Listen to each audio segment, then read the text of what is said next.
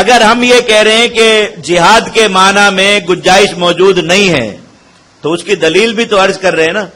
کہ محدثین نے گنجائش نہیں رکھی، فقہا نے گنجائش نہیں رکھی، مفسرین نے گنجائش نہیں رکھی، اور لفظ جاہدو کے کسی بھی دوسرے معنی پر عمل کرنے کی بنا پہ حضرات صحابہ کرام کو سزائیں دی گئیں، اور اس زمانے کے جو مسلمان تھے بہت سے جو اس کے علاوہ معنی پر عمل کرنے والے ان کو منافق قرار دے دیا گیا. تو دلیل پیش کر رہے ہیں نا.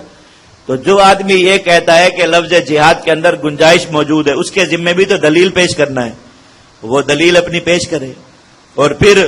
جو فیصلہ کرنے والے لوگ ہیں وہ یہ فیصلہ کریں کہ دلیل کے مطابق کس کی بات ٹھیک ہے. دلیل نہیں ہے کسی کے پاس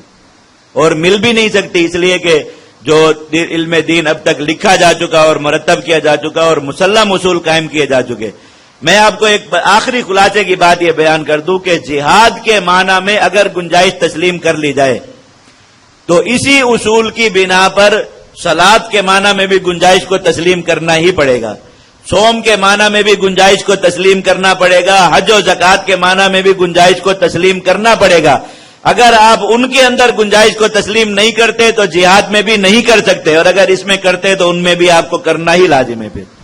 پھر آپ ان کے معنی میں گنجائش نکالنے والے شخص کو کس چیز کی وجہ سے گمراہ اور دائرہ اسلام سے خارج اور دین اسلام سے الگ فرقہ قرار دے دیتے، اور یہاں پر آپ خود گنجائش کی بات کرتے ہیں. حالانکہ اصول دونوں کے بارے میں ایک ہے کہ جہاں معنی شرعی موجود ہو وہاں پر جب تک معنی شرعی کا مراد لینا ناممکن نہ ہو جائے اس وقت تک دوسرے معنی کا مراد لینا جائز ہی نہیں ہوتا. تو کس طریقے سے آپ اس اصول کو تبدیل کر سکتے ہیں یہاں پر؟ تو اس بات سے اب یہ سمجھ لیجئے کہ آگے جہاں جہاں بھی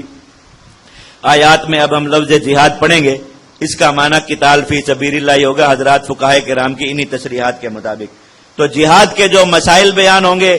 لفظ جاہدو آئے گا اس کا معنی قاتلو ہوگا. جہاد کے جو مسائل احکام فضائل جو بھی چیزیں پڑھی جائیں گی ان سب کا تعلق جہاد قتال سے متعلق نازل ہونے والے احکام، اس کے فضائل، اس کے مسائل اور اس کو حاصل کرنے کا ذریعہ بھی اسی معنی شرعی پر عمل ہوگا، نہ کہ اس کے کسی گنجائش والے معنی پر عمل کر کے یہ فریضہ ادا ہو سکتا ہے یا اس کے فضائل حاصل ہو سکتے ہیں. یہ پہلی بات ہے جو اس پورے دورہ تفسیر کی بنیاد اور اساس ہے کہ جب تک اس کو ذہن میں نہ متعین کیا جائے پھر آگے ان آیات جہاد کے پڑھنے اور ان کی دعوت کا کوئی مصرف باقی نہیں رہتا اگر ان کا موضوع اور معنی ہی متعین نہ ہو. اب جب موضوع اور معنی متعین ہو گیا تو پھر اس کے بعد آیات جہاد کو شروع کیا جائے گا انشاءاللہ.